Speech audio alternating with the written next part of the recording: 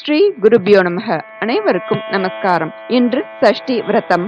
இந்த நன்னாள்ல நாம் எப்பேற்பட்ட கஷ்டங்களையும் தீர்த்து நம்மை ரட்சையாக காக்கும் ஸ்ரீ ஆண்டவன் பிச்சை அவர்கள் இயற்றிய கஷ்ட நிவாரண ஷஷ்டி கவச்சம் என்னும் ஸ்ரீ சண்முக ரக்ஷாபந்தனம் பார்க்கலாம். முதலில் ஆண்டவன் பிச்சை அவர்களது வாழ்வில் முருகப்பெருமான் புரிந்த திருவிளையாடல்களை பற்றி சிறிது அறிந்து கொண்டு பின் ஸ்தோத்திரத்தை தெரிந்து கொள்ளலாம். மரகதவள்ளி என்னும் மரகத அம்மையார் என்பவரே ஆண்டவன் பிச்சை என்று ஆனார். திருத்தணி முருகன் அவரை பூரணமாக ஆட்கொண்டு பாடும் திறமையையும் கொடுத்தான். ஆண்டாள் ரங்கநாதருக்கு திருப்பாவை சூடியதை போல் தன்னை குறித்து தினமும் ஒரு பாடல் பாடச் சொன்னான்னு அவரே தன்னுடைய சுயசரிதையில சொல்லியிருக்கார். அதிகம் அறியப்படாத ஆன்மீக துறவினே சொல்லலாம். முருக கடவுள் மேல பல பாடல்களை பாடியுள்ளார். இவர் இயற்றிய பாடல்கள் பரிச்சயமான அளவுக்கு இவரை பற்றி அநேகம் பேருக்கு தெரியாதுன்னே சொல்லலாம். இவருக்கு எப்படி ஆண்டவன் பிச்சை என்ற பெயர் வந்தது? மகாபரிவா ஒரு முறை இவரது ஊருக்கு வந்த போது எல்லோரும் பூர்ண கும்பம் வச்சுன்னு காத்துன்னு இருக்கா. அவரோ ஆண்டவன் பிச்சையை கூப்பிடு அப்படின்னு சொல்லி இவருக்கு அனுகிரகம் செய்தாராம். அப்படி மகாபரிவா சூட்டிய பெயராலேயே இவர் அறியப்பட்டவர். மரகதம்ன்ற உத்தமியான அந்த ஆண்டவன் பிச்சை அவர்களே உள்ளம் முருகுதையா என்ற புகழ்மிக்க பாடலை சென்னை காளிகாம்பாள் கோவிலில் பாடி அருளியவர். உள்ளம் முருகுதடா என்று பாடினார் ஆண்டவன் பிச்சை. அதை TMS அவர்கள் உள்ளம் முருகுதையா என்று மாற்றி பாடினார். சின்னஞ்சிறு வயதிலேயே முருகப்பெருமானால் உபதேசம் செய்யப்பட்டார். பாடல் புனையும் ஆற்றலையும் பெற்றார். ஓதாது உணர்ந்தார். வடமொழி புலமையையும் பெற்றார். வடமொழியில் பல ஸ்லோகங்களை இயற்றியுள்ளார். சிறு வயதிலேயே திருமணம், அடுத்தடுத்து பிள்ளை பெயர்கள். 5வது பிரசவம் மிகவும் கடுமையாக இருந்தது. அது ஒரு கந்த சஷ்டி விழா காலம். குழந்தை பிறந்து 2வது நாள் முருகனை குழந்தை விடவுல அவரது கனவுல தோன்றி தன்னை பாட பணித்தான். இவரும் சரளமாக பாட தொடங்குறார். நிறைய பாடினார். அங்க மருத்துவமனையில இருந்த செவிலி இவரது பாடல்களை எல்லாம் எழுதினாராம். ஆனா அங்க பக்கத்துல இருந்த குழந்தை அழுதுண்டே இருக்கு. அதை பார்த்து அவரது மாமியாருக்கு கோபம் வருது. குழந்தைய பார்க்காம ஆண்டிய பாடின்னு இருக்கியானே, இனிமே நீ பாடக்கூடாது, ஆண்டிய பாட மாட்டேன்னு சொல்லு அப்படின்னு அவற்றை கேட்க மரகதம் அம்மையாரும் பயத்திலேயே சரின்னு ஒப்புத்துக்கிறார். காலம் ஓடியது. மாமியாரும் காலமாயிடுறார். ஆண்டவன் பிச்சையோட தோழி தான் நடத்தும் பத்திரிகைக்கு பக்தி பாடல் வேண்டும் சொல்லி இவற்றை வந்து கேட்க இவரும் இவர் எழுதிய பாடல்களை எல்லாம் அவரது மாமியார் ஒரு பெட்டியில போட்டு வச்சிருக்கா. அந்த பெட்டியை திறக்கிற போது மாமியார் வைத்திருந்த ரூபாய் நோட்டுகள் எல்லாம் செல்லரிச்சு போயிருக்கு.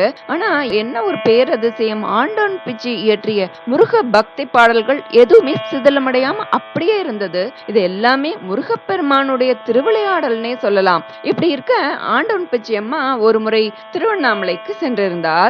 அன்றிரவு பூஜைக்காக கோவிலுக்கு போறார். ஆனா அவர் போறதுக்கு முன்னாடியே பூஜை முடிஞ்சு கோவில் சந்நிதிகள்லாம் அடைச்சுடுறா. இறைவனை தரிசிக்க முடியலையே என்ற வருத்தத்தோட அவர் அங்க நின்று இருக்கிற போது அவர் முன்னாடி ஒரு சிறுவன் வந்து, வருத்தப்படாதேம்மா, நான் தரிசனம் செய்ய வைக்கிறேன்னு சொல்லி அவர் அழைச்சின்னு போய் மூலவருக்கு அர்ச்சனை செய்து பிரசாதனமும் கொடுக்கிறார். அந்த சிறுவன், உன் பேர் என்னப்பா, நீ எங்க இருக்க அப்படின்னு சொல்லி கேட்க அந்த சிறுவனும், என் பேர் தண்டபாணி, நான் இங்கதான் வழக்கமா இருப்பேன் அப்படின்னு சொல்லிட்டு அங்க இருந்த கம்பத்தளையனார் சன்னதியை காட்டி சிறுவன் இருட்டுல போய் மறைஞ்சு போயிடுறான். அடுத்த நாள் அந்த கோவில் அர்ச்சகர்கிட்ட போய் நடந்ததெல்லாம் சொல்லி சிறுவனை பத்தி விசாரிக்கிறா. அந்த மாதிரி ஒரு சிறுவன் இங்க இல்லவே இல்லைன்னு அந்த கோவில் அர்ச்சகரும் ஆண்டவன் பிச்சை மாட்ட சொல்றார். மறுநாள் ரமண மகரிஷிக்கு சிறிது உடல் நலம் இல்லாம இருக்கு. அவரை போய் தரிசிக்கிறதுக்காக போறா.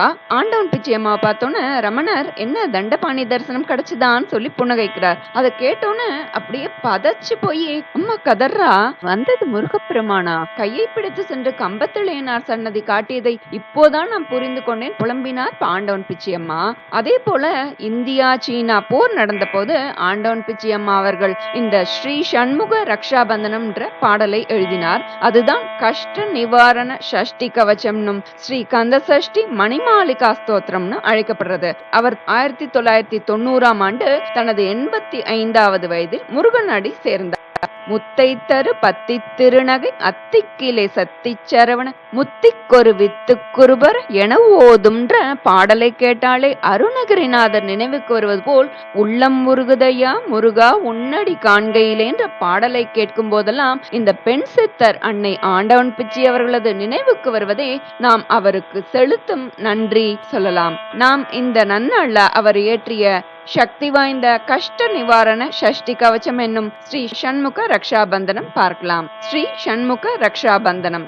हरनेत्रोद्भव अग्निस्वरूप अमित पराक्रम अधिकीर्ते हरिब्रह्मार्च्युत अमरेन्द्रार्चित अपार करुणामय मूर्ते वरनारद प्रिय वल्ली मनोकर वंदित अभीष्ट फलपूर्ते जय जय सूरकुलान्तक षण्मुख शरवण भव परिपालय माम् द्विषट्कर शोभित सर्वायुतधर दीन संरक्षण दिव्यमते दिव्यालंकृत मन्मथ मोगित रूप लावण्य कुमारपते त्वमेव ममार्ति निवारण बन्धु द्वादश नेत्र दयानिते जय जय शूरकुलान्तक षण्मुख शरवण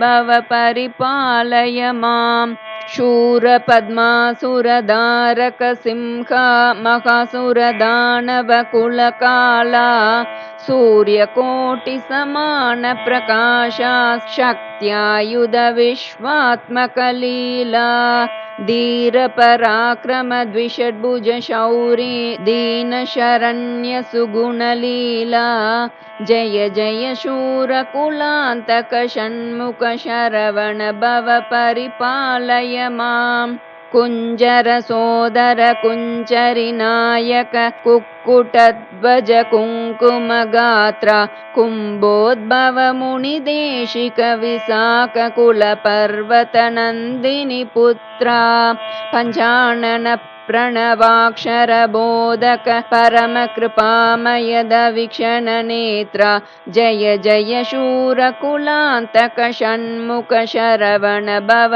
परिपालय माम् मरगत मयूर वाहन मोहन मंगलवल्ली मणुरमणा मम भव भीति निवारण कारण मकमाद्भुत पंकज शरणा उरग सयन सगोदरी पार्वती उभय कर कमल आभरणा जय जय शूरकुलान्तक षण्मुख शरवण भव परिपालय माम् षण्मुख मंडल शोभित द्वादश नयन कमल करुणा सिंधो षट्चक्रस्थित षडक्षर मंत्र स्वरूप शरणागत बंधो षण्मत स्थापित शंकर गुरुकृत भुजंग स्तोत्र प्रिय स्कंदो जय जय शूरकुलान्तक षण्मुख